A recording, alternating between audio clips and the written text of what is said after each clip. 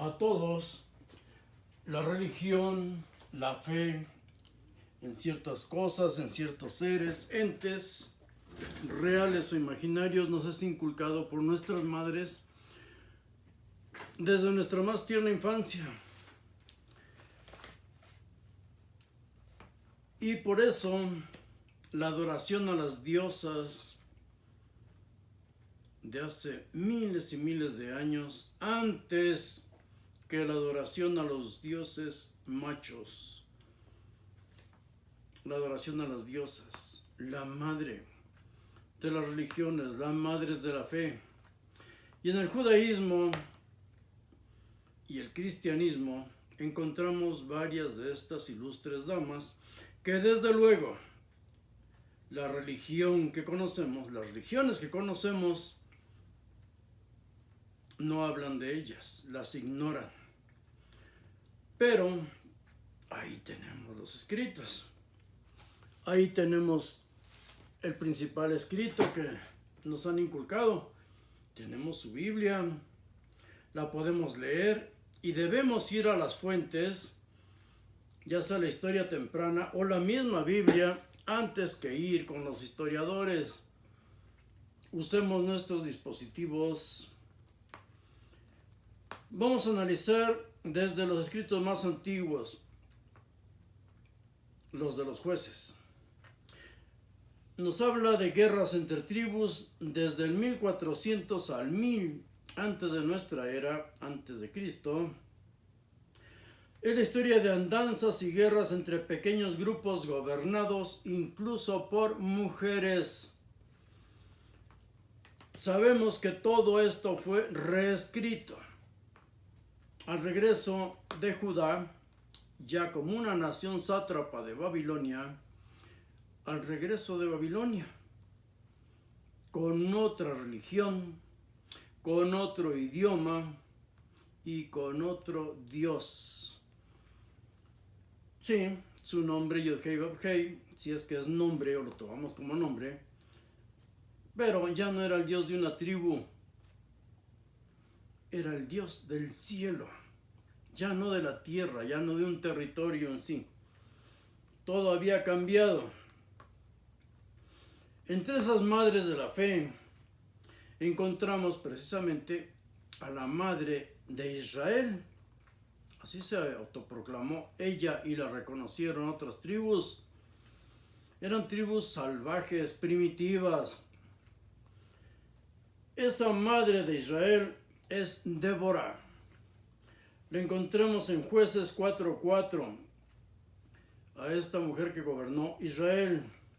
Era, entre comillas, profetisa. Hablaba con su Dios, por eso le llaman profetisa. Que hablaba con Dios, ella decía, los demás le creían, no les convenía creer o fingir que le creían. En el versículo 9 dice claramente que su Dios le concedió ir a la guerra a ella. Ir a la guerra contra otras tribus y le dijo que la gloria sería para una mujer, sería para ella, no para ningún otro general. Leamos eso. Nadie habla de eso porque la Biblia, la religión, es de hombres. Hombres se han posesionado de esa fe, de esa religión, para manipular a la gente. Ya no los llevan a la guerra en algunos casos, pero les quitan todas sus posesiones en la tierra. El pasaje denominado en el texto bíblico como el canto de Débora, Jueces 3:4. Débora dice que su Dios viene de Seir. Hace poco tratamos ese tema. Viene de Seir, avanzando desde los campos de Edom, un Dios edomeo. La creencia, el invento, viene de ahí, de esas regiones. En el versículo 15 dice que el Yod-Heh-Vav-Heh del Sinaí es el Elohim de Israel, de esa tribu. En el 5:7 dice, se vanagloria quien escribe esto, que todas las tribus llaman a Israel, a Débora, la madre de Israel. Llaman a Débora, madre de Israel. en el 5:23, Débora profetiza que un mensajero, un malaj, no un ángel, ellos todavía no creían en ángeles, eso lo trajeron después de Persia, la religión persa. Pues bien, Débora profetiza que un malaj, un mensajero de Yahvé, maldice a Meroz, una de las tribus. ¿Por qué la maldice? Porque es una tribu que no defendió a Yod-Hei Vab-Hei, a Yahvé, contra los poderosos, contra los poderosos. Yo les sugiero, cuando exista alguna duda, ¿qué Biblia usas? Dicen o decían algunos de los que antes escribían despotricando contra mí, porque hoy ya casi nadie se atreve a entrar a nuestra página a opinar en ella. No es que yo borre los comentarios, sus insultos me dan risa, no me afectan en lo más mínimo. Y si llenan de versículos sus comentarios, solo están contradiciendo lo que yo digo, pero lo que yo digo también lo leí en versículos y capítulos de su propia Biblia. Solo están mostrando contradicciones, que yo he encontrado cientos de ellas en mis lecturas de 20, 30 años, no sé. Ahora busquemos a la madre de la imagen, la madre del torito. Ya desde antes, en todas las tribus de Canaán adoraban toros. En Egipto también adoraban toros. En Babilonia, el tetramorfo, también una parte de ella es un toro. Porque los que estudiaban, los que conocían, los seres de conocimiento, de estudio, no estudiaban lo que se llama astronomía. Ellos le llaman astrología, logos, verbo. A los astros le creaban un verbo, un rollo, un cuento.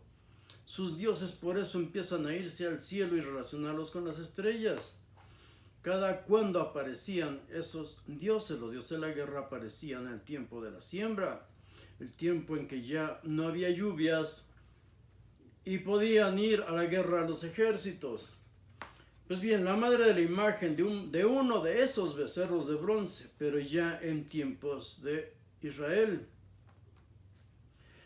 Lo vemos en Jueces, Jueces capítulo 18, 30 y 31. Vemos un relato porque es ahí donde por primera vez aparece el nombre de Moisés y de su hijo Gersón. Pero no magnificado como después lo reescribieron todo en el Génesis, en todo el Pentateuco en sí, como un ser que hablaba con su Dios y bueno, lo cubrieron como un superhéroe moderno. En ese entonces era solo un personaje mítico y ya. Se hablaba de él y sus aventuras de manera verbal, no había nada escrito. Pues bien, estamos hablando del libro de los Jueces, según los conocedores, el más antiguo de la Biblia, o los escritos más antiguos de la Biblia. Repito, ya aparece el nieto de Moisés, hijo de Gersón, Jonatán. Él fue sacerdote de culto idolátrico, adorando una imagen de bronce, y todos sus descendientes fueron sacerdotes de la tribu de danitas, y del ídolo, y en hebreo sí dice Pesel, que había hecho Micaía. Se lo robaron. Ya vimos recientemente ese tema, cómo se robaron a un dios, un becerro, y se robaron al sacerdote. Se lo llevó la tribu de Dan. La adoración a este ídolo como su Elohim, su Dios. Y eso fue su primer templo, se le edificó en Silo. En Silo fue adorado oficialmente por una tribu, ya no por una familia, por una tribu, el torito que representaba al dios Yahvé, el Dios de la guerra, el Dios que Débora sacó como estandarte para llevar a las tribus de Israel a la guerra. Pues bien, en las Biblias, en algunas Biblias, no todas, sobre todo en las católicas, en algunas sí viene traducido literal el nombre Moshe, Moisés. En otras aparece Manasés para ocultar que se trata de Moisés y se trata de un idólatra, adoraba becerros. Moshe. ¿Cómo se comprobó esto? Cuando aparecieron los escritos de Qumran? Porque todos estos textos aparecen ahí, están ahí y son exhibidos actualmente. En Jueces 17 es donde aparece el toro y el sacerdote. Dan se lo había robado a Micaya, según acabamos de ver. ¿Quién era Micaya? Micaya había robado a su madre 1100 monedas, ahí dice de plata. Ahora bien, no era una moneda propiamente, no eran tiempos en que ya existiera moneda acuñada con imágenes, pero sí ese tipo de peso o contrapeso en una balanza se usaba ya desde Babilonia. Al ser maldecido el ladrón por su madre, tuvo miedo a la maldición y devolvió el dinero. La madre de Micaya consagró los siclos de plata, por eso digo siclos, era un peso, una moneda de peso, no de valor definitivo. Era una parte de una balanza simplemente. Pues bien, consagró los siclos de plata a Yod-Hei Vav-Hei para que su hijo, leamos todo el capítulo 17 del libro de Jueces, todo el capítulo 17, no andar picando nada más, como dicen algunos, lo que nos conviene. Leamos todo para que entendamos cómo se fueron creando todas estas imágenes, todos estos ídolos, Pesel, y también una maseká. La maseká hasta hoy existe en las sinagogas.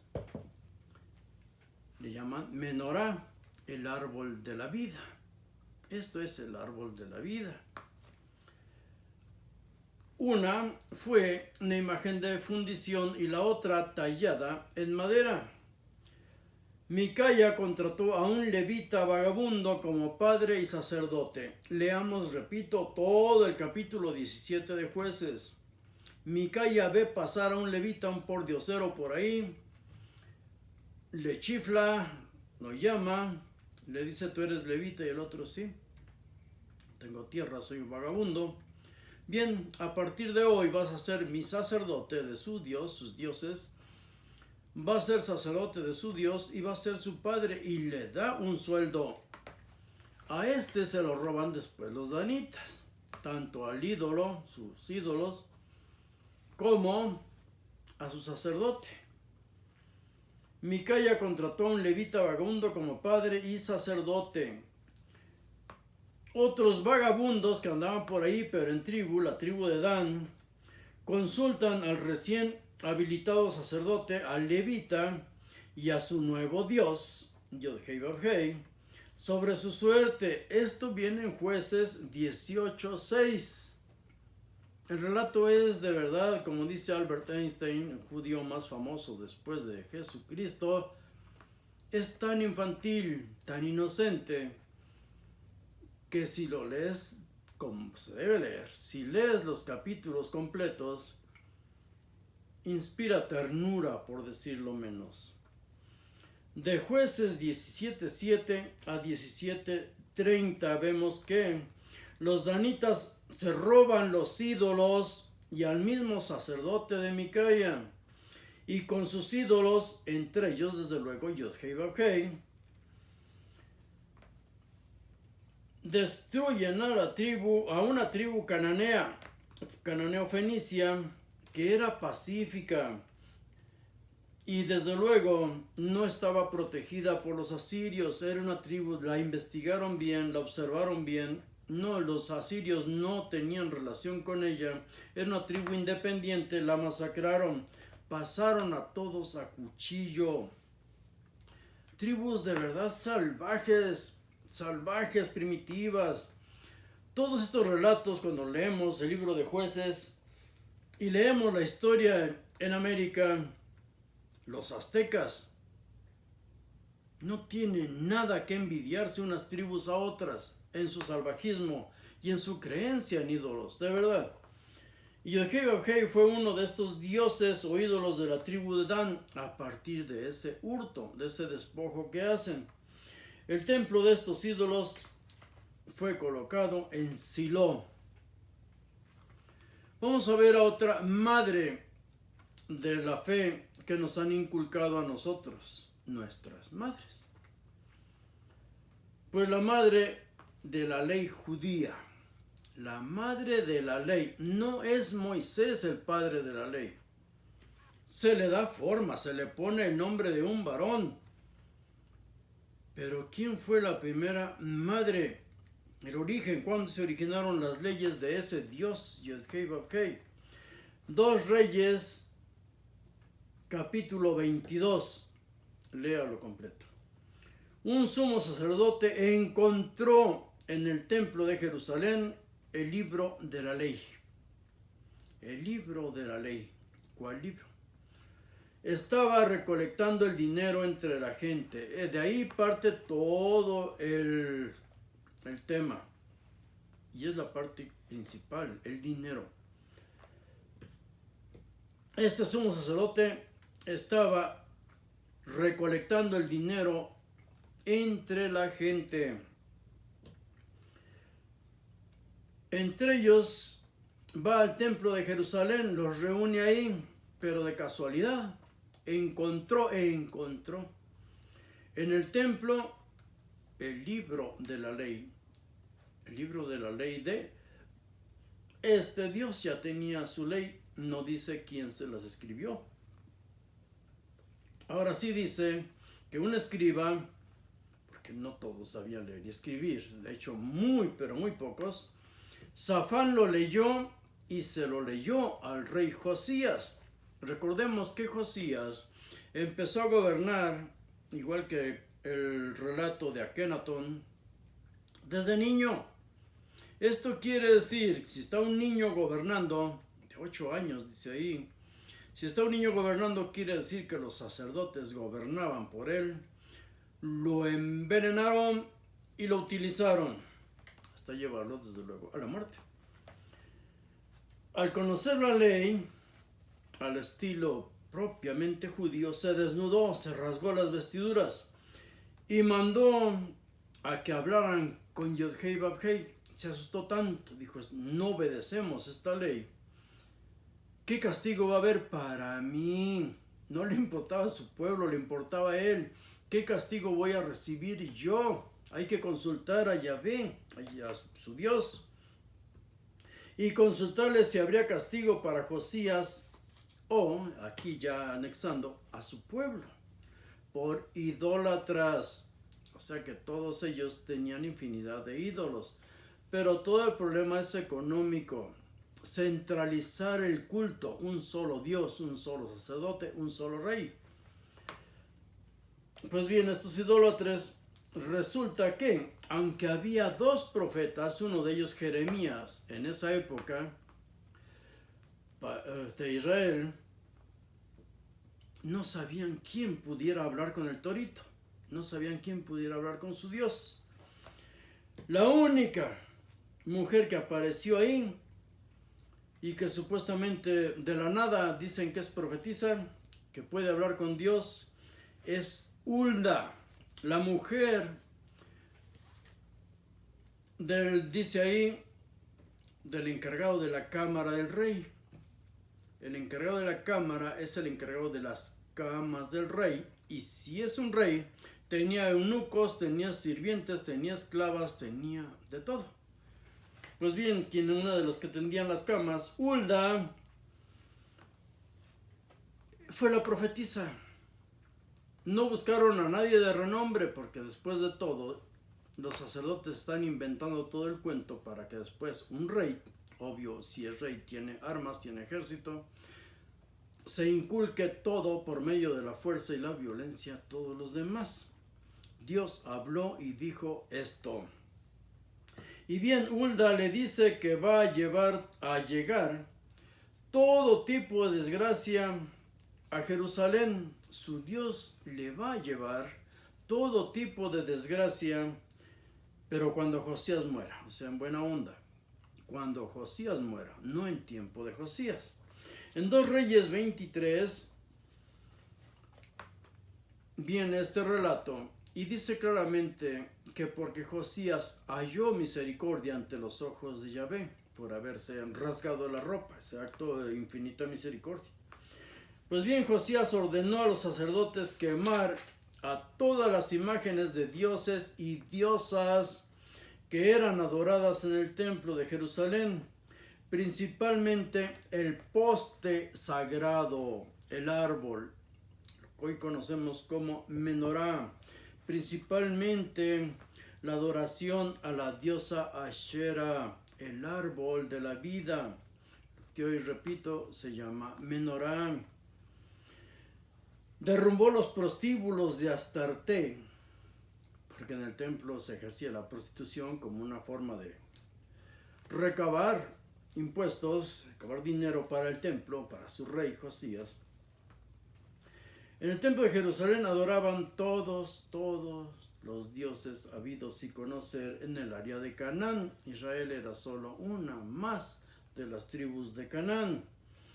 En los versículos 17 y 18 hay una horrible contradicción. Repito, yo he encontrado cientos de contradicciones en la Biblia. Pero lo increíble, en el versículo 17 dice una cosa y en el versículo 18 lo contradice inmediatamente. Léanlo. Pues bien, estamos hablando de capítulo 23. 23:17 dice una cosa, 23:18 la contradice. Repito, muchos dioses son para muchos sacerdotes. Josías centralizó el culto, mató a los sacerdotes, obvio, y empezó a recabar los impuestos que caían incluso por la prostitución en toda el área que gobernaba.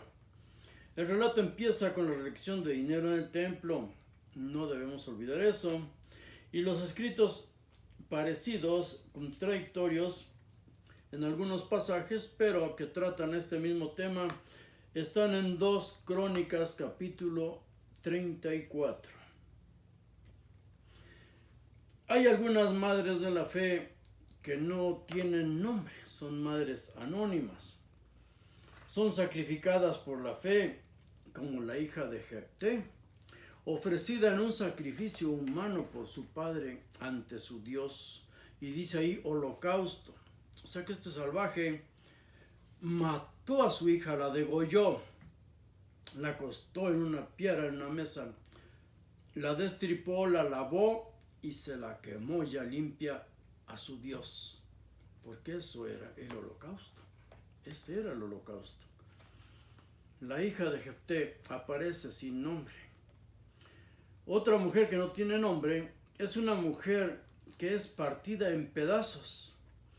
12 pedazos, usados como mensaje a las tribus de Israel por un levita, obvio.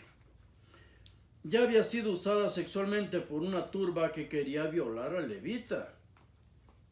Entonces el dueño de la casa donde están pidiendo posada entrega a su hija, sus hijas vírgenes, y entrega también a la mujer de levita para que la viole.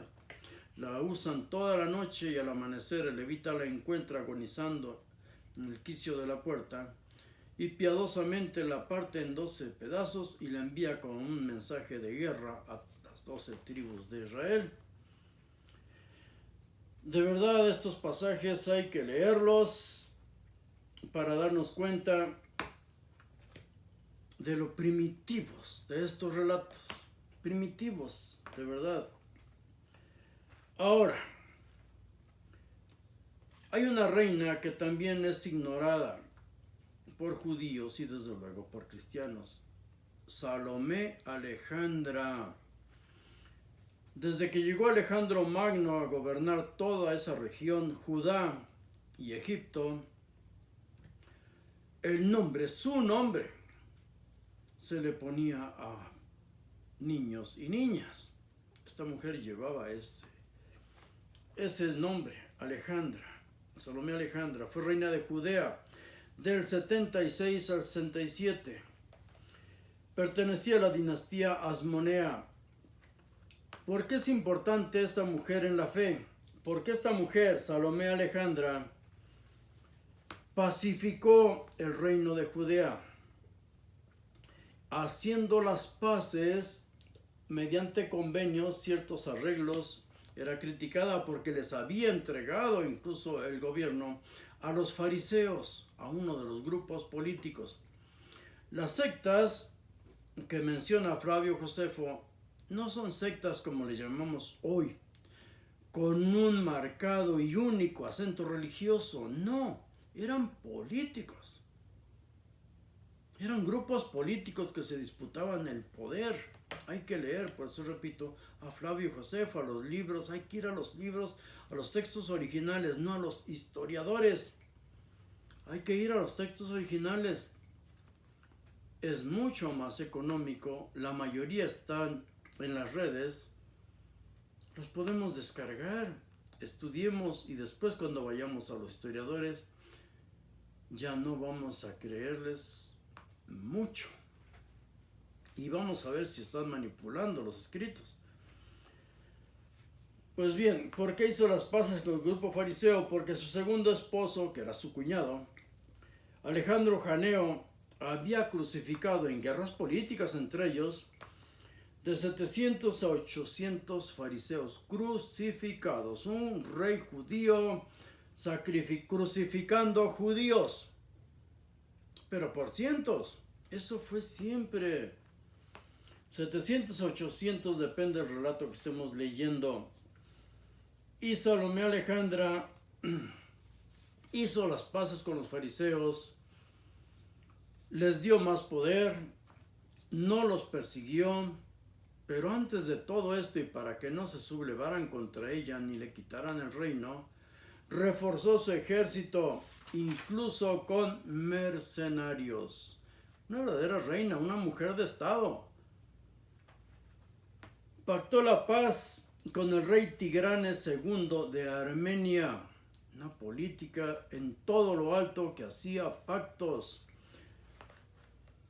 No mucho antes del rey Herodes, repito, del 76 al 67, ella gobernó Judea. Hizo sumo sacerdote a su hijo Hircano II, por flojo e incompetente, lo dice la historia. A su hijo Aristóbulo II puso al mando del ejército, pero su ejército estaba plagado de mercenarios y los mercenarios se mandan solos, obedecen solo al sueldo. Hay otras mujeres sacrificadas en el Antiguo Testamento. Sara, que es prostituida, primero es embarazada por su Elohim, su poderoso, su juez, su gobernante, quien haya sido. Pero ahí ponen el nombre Yod-Hei Vab-Hei, uno de los 3 varones que fue atendido por ella, por su esposo, Sara. Y después fue prostituida en 2 ocasiones por su esposo Abraham, a cambio de riqueza por burros y camellos. Cuando habla de camellos ya domesticados, está mostrando una contradicción. Creo que ese relato ya lo hemos tratado, o ustedes definitivamente ya lo conocen. Los camellos no fueron domesticados sino hasta cientos de años después. Pues bien, con burros, camellos, riquezas, desde luego también borregas, chivos, pagaron por su servicio tanto el faraón de Egipto como el rey Ahimelech, ¿sí? Y los filisteos aún no existían. Otra mujer prostituida por su esposo fue Rebeca, por su esposo Isaac, el hijo de Abraham. Hizo exactamente lo mismo y con el mismo argumento: di que eres mi hermana, porque si no a mí me van a matar. Y si dices que eres mi hermana y haces un buen trabajo al rey, me va a compensar y me va a pagar a mí. Ven qué bonito. Esto lo leemos en Génesis 26. Pero en el Nuevo Testamento también hay heroínas de las que nadie habla, o muy pocos hablan, o los textos son totalmente manipulados. Hace demasiada calor aquí, disculpen. El Nuevo Testamento, toda la fe parte de una mala traducción. Por cierto, no tendenciosa. La Biblia griega, la Biblia de los 70, o Septuaginta, estos judíos tradujeron del hebreo al griego los escritos porque ya nadie conocía ese idioma. Muy pocos, quizá los sacerdotes conocían ese idioma. Pero desde luego se hace acerca de la Septuaginta un mito, se crea un mito, milagros y toda la cosa que hace la religión. Pero hay una mala traducción, porque en lugar de Alma, una joven embarazada, ponen Partenos, virgen en griego.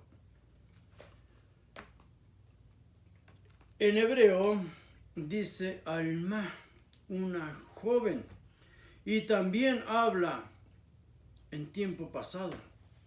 La joven ya está embarazada y es la esposa del rey. Hay que leer ese pasaje completo en la Biblia.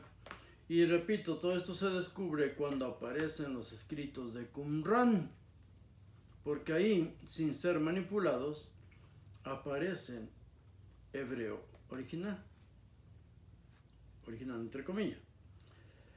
Pues bien, se habla de una profecía que en realidad no es profecía, que no habla a futuro miles de años ni cientos de años, no. Habla en tiempo presente o pasado. La joven ya está embarazada y tiene un propósito inmediato, no para futuro. La joven ya está embarazada. Lo vemos en Isaías 7:14. Alma, joven, hará, Alma hará, joven embarazada. Porque virgen en hebreo, si hubieran querido escribir ahí, anotar que se trataba, puntualizando, de una jovencita virgen, hubieran escrito Betulá. Sí había una palabra para ello. La traducción está basada en la Septuaginta, en griego. Pero repito, es un mito eso de que el milagro de cómo se escribió esta Biblia, porque tenemos historia. Del 285 al 246 a.C. se escribió antes que nada el Pentateuco en tiempos de Ptolomeo II Filadelfo. Del 285 al 246 antes de nuestra era, antes de Cristo, se escribió únicamente el Pentateuco. Los libros de los profetas se tradujeron hasta el año 130 antes de Cristo. No fue toda la Biblia, la Septuaginta. Los demás libros se escribieron del 80 al 50 antes de Cristo. El mito de los 72 sabios es producto de una carta de Aristeas. Si lo buscamos y lo googleamos, lo vamos a encontrar, la carta de Aristeas o carta a Filócrates. Ya no nos pueden engañar con sus inocentadas.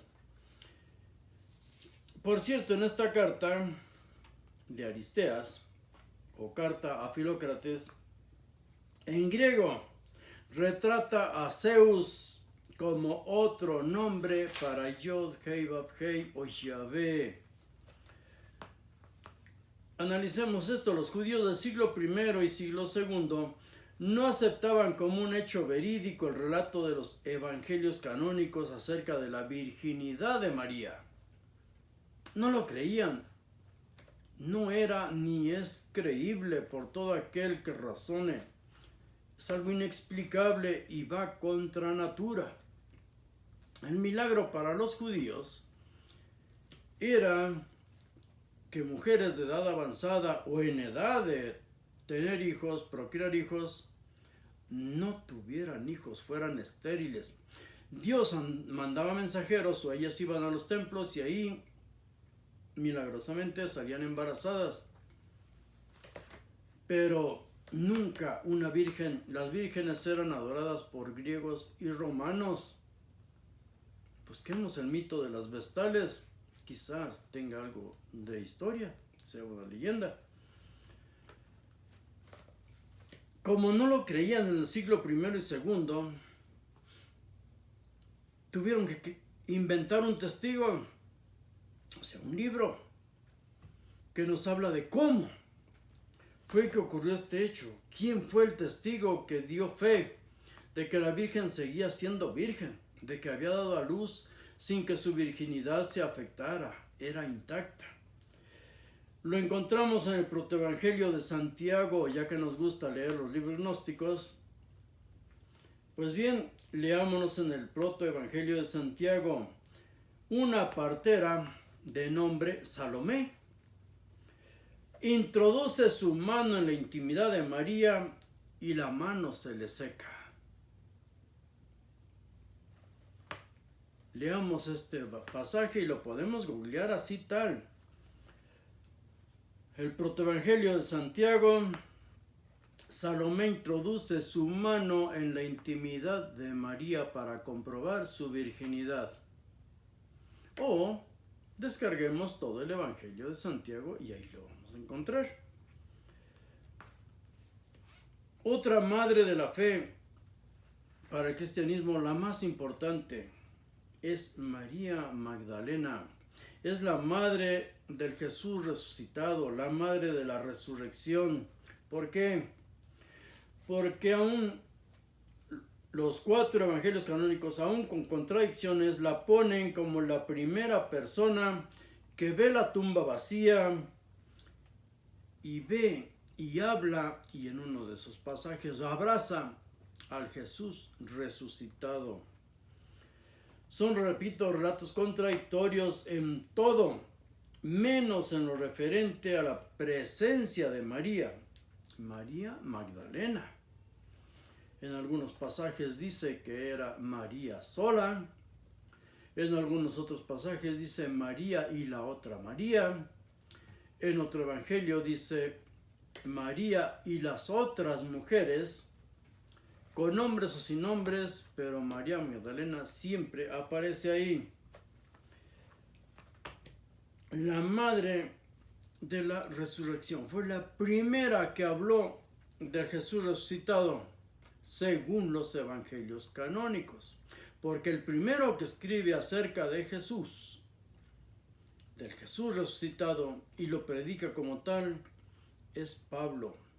Pero Pablo no dice que haya nacido de una virgen, dice nacido de mujer, no dice que haya hecho milagros. El único milagro, y que él es el que lo predica, es que resucitó de entre los muertos, que se le apareció a él y a él le da el verdadero evangelio.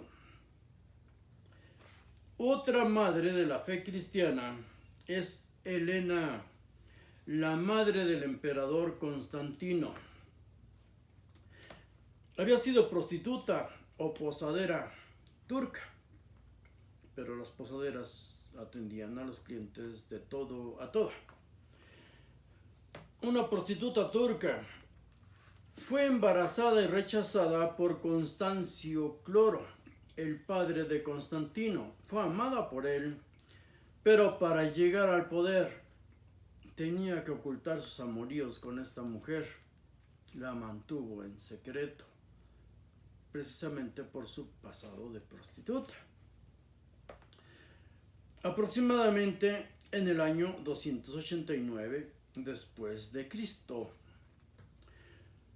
Constantino, ya emperador, la llamó Augusta, o sea, la reivindicó en todos los aspectos. Un buen hijo. Después del concilio de Nicea del año 325 después de Cristo, Jesús es declarado Dios por mayoría de votos, verdadero Dios y verdadero hombre. Ese tema merece ser tratado por separado, desde luego, aunque pues, yo siento que ya todos lo conocemos, pero lo vamos a ver. Pues bien, su madre, Helena, se convierte en la primera arqueóloga de la historia, porque del 326 al 328 hace una peregrinación con toda su corte, la corte del imperio, para crear, construir, edificar templos y buscar reliquias. Esa fe tenía que estar ya bien fundamentada, bien cimentada, con pruebas que la gente tenía que ver. El cristianismo ya era muy numeroso en esas épocas y el cristianismo en esa parte y por conveniencia fiel al judaísmo no adoraba ídolos. ¿Esto qué quiere decir? Que no adoraba, no seguía estandartes, no iba a la guerra. Y que un gran porcentaje de tu población no vaya a la guerra, ni tenga dinero, eran pobres para pagar impuestos. Entonces, ¿cómo iba a servirle al emperador? Tenían que buscar algo, y ese algo fue la cruz. Constantino dijo que se le había aparecido una cruz, símbolo de la muerte, de la crucifixión, del peor tormento que aplicaba Roma a todos los sediciosos, todos sus enemigos. Pues bien, se le apareció la cruz, le habló y le dijo: con este signo vencerás.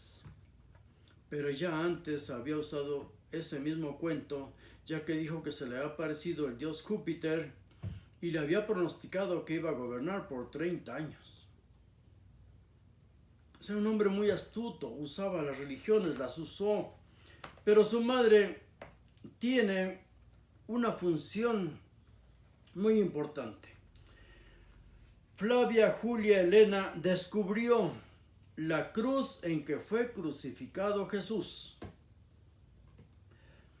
Poncio Pilato había crucificado alrededor de 300 personas según la historia judía.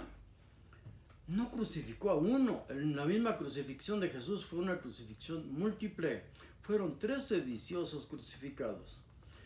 Pero esta mujer no solo encontró la cruz mediante un evento milagroso, desde luego, sino que encontró los clavos, encontró el lugar del sepulcro y encontró la vera cruz, o sea, la vía crucis, la ruta que caminó Jesús cargando la cruz.